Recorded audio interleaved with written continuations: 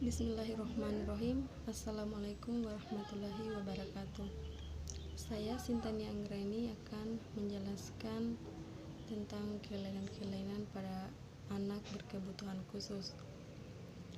Baik, yang pertama itu pengertian autisme. Autisme merupakan suatu kumpulan sindrom akibat kerusakan saraf, dan penyakit ini mengganggu perkembangan anak. Menurut Chaplin, autisme merupakan cara berpikir yang dikendalikan oleh kebutuhan personal atau diri sendiri, menanggapi dunia berdasarkan penglihatan dan harapan sendiri, dan menolak realitas keasikan realistis dengan pikiran fantastis sendiri.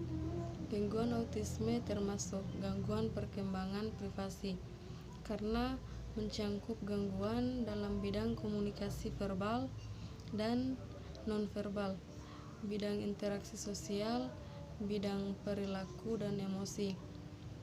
Penyebab autisme yang pertama, faktor genetik, masalah pada masa kehamilan dan proses melahirkan, vaksinisasi, racun dan logam berat, gangguan pencernaan.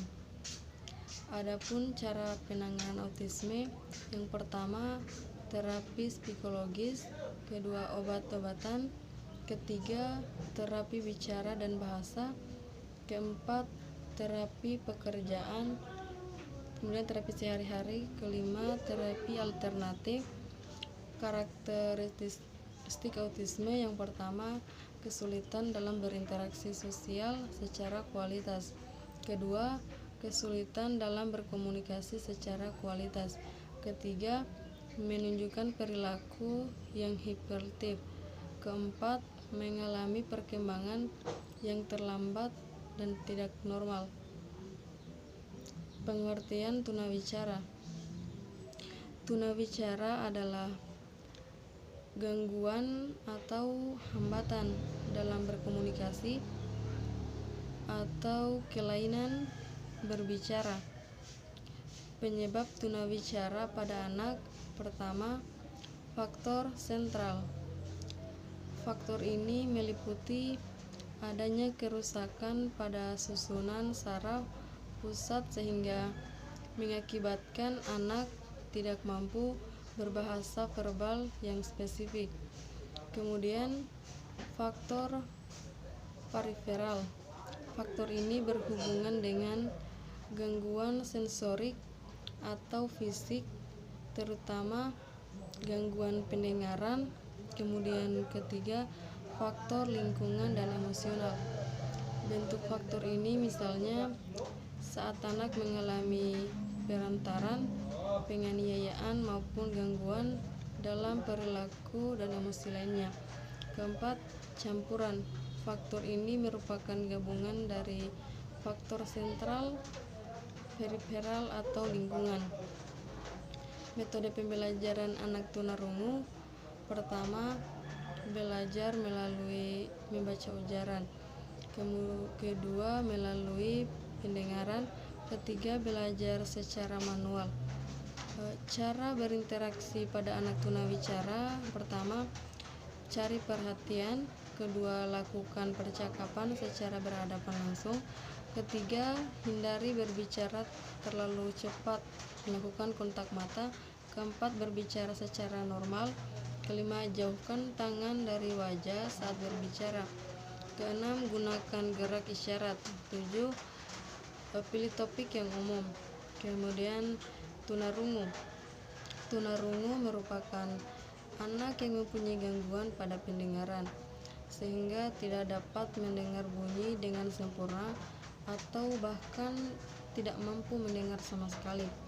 Klasifikasi anak tunarungu, yang pertama, tunarungu ringan, tunarungu sedang, tunarungu berat, tunarungu sangat berat, dan tunarungu total. Penyebab anak tunarungu, yang pertama, penyebab saat kelahiran atau pranatal, kemudian penyebab selama proses kelahiran, penyebab setelah kelahiran, cara interaksi anak tunarungu, cari perhatiannya, cari tempat yang tenang, sejajarkan posisi wajah, ke kontak mata pada anak. Kemudian tunadaksa. Tunadaksa yaitu kelainan fisik. Klasifikasi tunadaksa: kerusakan yang dibawa sejak lahir atau kerusakan keturunan.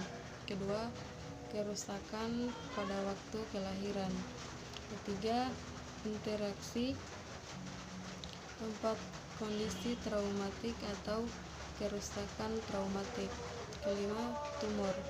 Keenam, kondisi lainnya.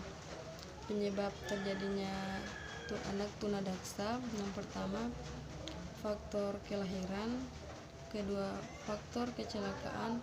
Ketiga, terkena virus. Kemudian pengertian ADHD. ADHD adalah gangguan mental yang menyebabkan seorang anak sulit memusatkan perhatiannya serta memiliki perilaku impulsif dan hiperaktif, sehingga dapat berdampak pada prestasi anak di sekolah. Faktor penyebab ADHD: yang pertama, faktor genetik. Kedua, faktor fungsi otak. Ketiga, faktor lingkungan. Kemudian kelekatan.